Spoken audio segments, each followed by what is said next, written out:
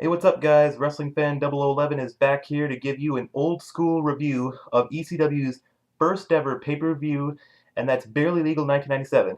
Just got finished watching it, and I gotta say, this is a pay-per-view you've really got to check out. Really good.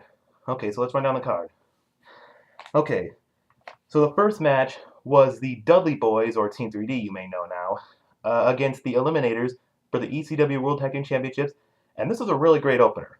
I mean, we saw some great tag team moves from the Eliminators, like I'd say these guys were kind of like the Motor City Machine Guns, only in a heavyweight class, because we saw some really great tag team moves. Like, uh, we saw where Cronus did some kind of cartwheel and then reversed it into some kind of uh, backflip over the top rope and onto Team 3D. That was, I mean, the Dudley Boyz, that was pretty cool.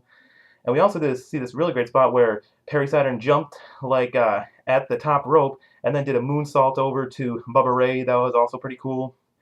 And the ending came where they did total elimination to Bubba Ray Dudley, and they got the win.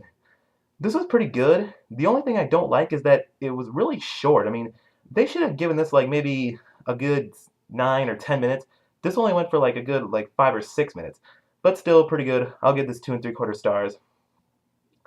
And then the next match was Rob Van Dam, who replaced Chris Candido because of an injury, against Lance Storm, and this also was a really good match. We did see like some great technical wrestling from these guys, and we saw like some of the stuff. We saw some great high flying moves from Rob Van Dam, and same with Lance Storm. And the best spot in this match that I pretty much liked was when Lance Storm was whipped into the turnbuckle, and then he reversed that, jumped onto like the top rope, and then did a back spring elbow to Rob Van Dam. That was pretty cool. And the ending came where Lance Storm hit Rob Van Dam with a chair twice, and then Rob Van Dam immediately got up and then did a Van Daminator to Lance Storm, and then he did a standing moonsault and got the win. This was pretty good, I admit. They just could have gotten a little more timing, just like I said with the first match, but this was still pretty good. And this one I'll rate 3.5 stars. This match you really got to check out on this pay-per-view.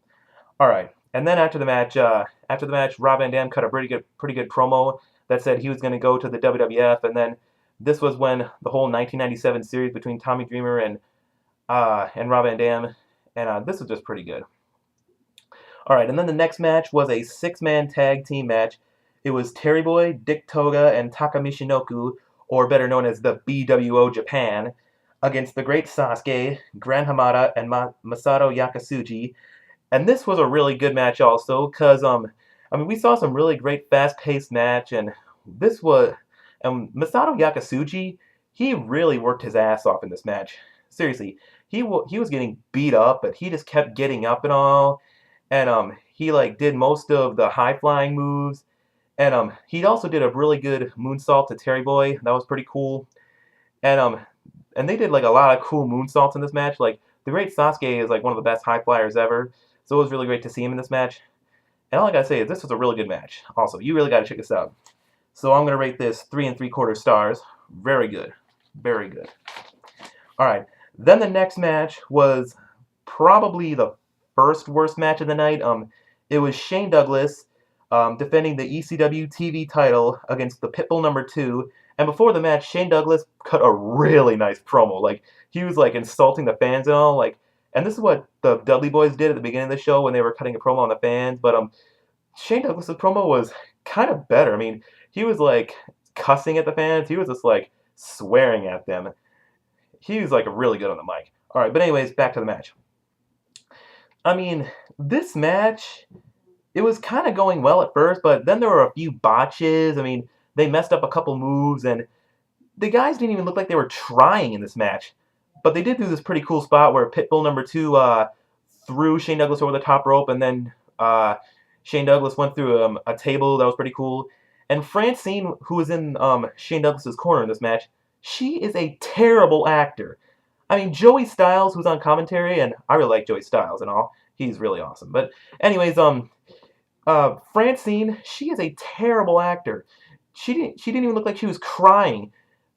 It was just terrible. Oh my god. But anyways, and we also did see this part where the Pitbull #1, who was sitting in the stands because he was watching his partner, the Pitbull #2, during this match because he had like a neck injury that Shane Douglas gave to him. But and then during the match he actually leaped over the guarding rail and then just started attacking Shane Douglas, and the some stable called the ECW Riot Squad had to come out and control him. They took him back to the locker room, and then the finish came where Shane Douglas hit the Pitbull #2 with a belly-to-belly suplex and pinned him like he usually does. But this match wasn't really the best. They had a pretty good story with it, though. I will give it that. But I'm going to rate this match 2 stars. Kind of terrible. Anyways, the next match, in my mind, was the match of the night. Best match ever. And it was the grudge match of the century.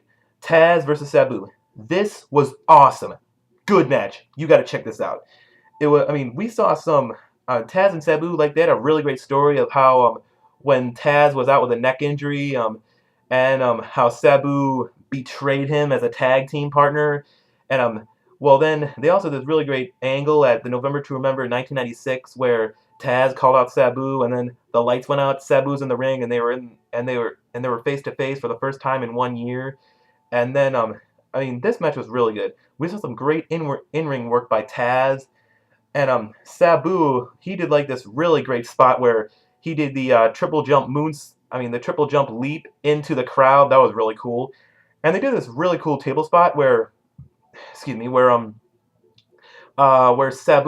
set a table like on one side of the apron and the other side on the guarding rail, and then he was going to do a tornado DDT to Taz. Sabu was going to do a tornado DDT to Taz through the table, and then Taz reversed it and just dropped Sabu through the table, and that was a really great spot right there. And Taz was like doing really cool suplexes and all, and then the finish came where Taz choked out Sabu with the Taz mission. And I really liked this angle after the match. Well, after the match, Taz and Sabu shook hands and all. Like, they had the best respect for each other, even though they hate each other. And then Rob Van Dam came out and attacked Taz. And then Bill Alfonso came in the ring and tried to stop them. But then he ripped off his Taz shirt. And then it showed a Rob Van Dam shirt, which meant Bill Alfonso joined forces with Van Dam and Sabu. I really like Bill Alfonso with Van Dam and Sabu. They had like really great promos and all, and I also like Van Dam and Sabu as a tag team because, they were pretty high flying and all, and they were just really great. All right, so this is a really great match. You got to check this out. I'm rating this 4 stars. All right, and then the next match was one of the main events. It was a 3-way dance. Terry Funk, the Sandman, and Stevie Richards. And this also was a really great match. We did see Terry Funk. He was 52 years old in this match, and he pulled off a lot of moves. Like, they did this really great spot where Terry Funk did a moonsault off a ladder. That was pretty cool. And he did that on Stevie Richards, by the way. And we also did see another great part where Terry Funk and Sandman were fighting each other in the ring. And then they were fighting under the ladder. And then Stevie Richards did that seesaw ladder thing onto Sandman and Funk. That was also pretty cool. And then Richards got eliminated first when Funk and Sandman did some kind of double team move. I couldn't remember what it was. I couldn't remember if it was a double choke slam I couldn't remember what it was. But, then he got eliminated. And then it went down to Sandman and Funk after that, because that's what a 3-way dance in ECW is. And then after that, Stevie Richards came back to the ring and then did the Stevie kick to Sandman, and then Terry Funk beat the hell out of Sandman in this one, and Sandman was wrapped in barbed wire, and then Terry Funk did the moonsault, pinned Sandman, and got the #1 contendership for Raven's ECW World Heavyweight title match. And I'll rate this match 3 3/4 stars. This was really good. All right, then we go to the main event, which was Terry Funk, who won the 3-way dance, against Raven for the ECW World Heavyweight title. And this was not a good match. They could have done better with this. To tell the truth, the 3-way dance should have been the first match of the night, so Terry Funk would have gotten a better advantage and all. And Raven beat the hell out of Funk in this match. They did this really cool part where Raven did his drop toe hold onto the chair, like many of you must have seen from TNA and all. And Funk, he was bleeding. He was gushing blood all over the face. All over the place. His face was just like dripping with blood.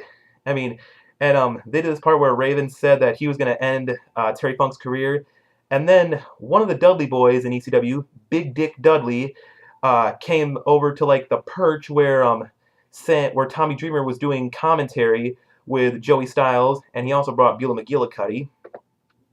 And Big Dick Dudley was going to choke slam Tommy Dreamer off that perch and into the tables, just like Brian Lee used to do. Only Tommy Dreamer reversed it, and then he choke slammed Big Dick Dudley off the perch, and he went through the tables.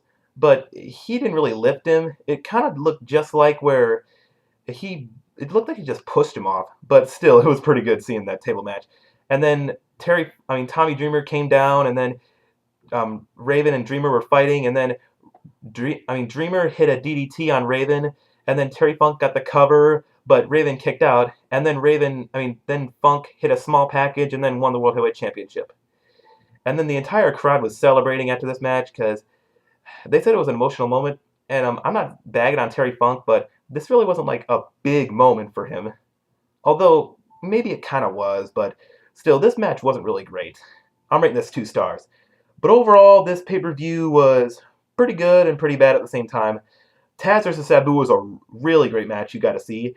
Pitbull number 2 versus Shane Douglas was a dud, and so was Raven vs. Funk. But I will admit the ceremony was kind of cool. It was really great seeing Terry Funk as a champion because Terry Funk is a great wrestler. He's like, even though he's like in his 60s, he could still probably wrestle, being how tough as he is. But and they had a really great opener too, and they had like a really great 6-man tag team match. But still, this was a really good pay-per-view. I'm gonna rate this 8 3/4 out of 10. So I'll give this a thumbs up. Nice pay-per-view. You gotta watch this pay-per-view. You definitely have to watch it. So I'm Wrestling Fan Double Lovin', and that's all the time I have for now. I'm out. I'm out. Peace.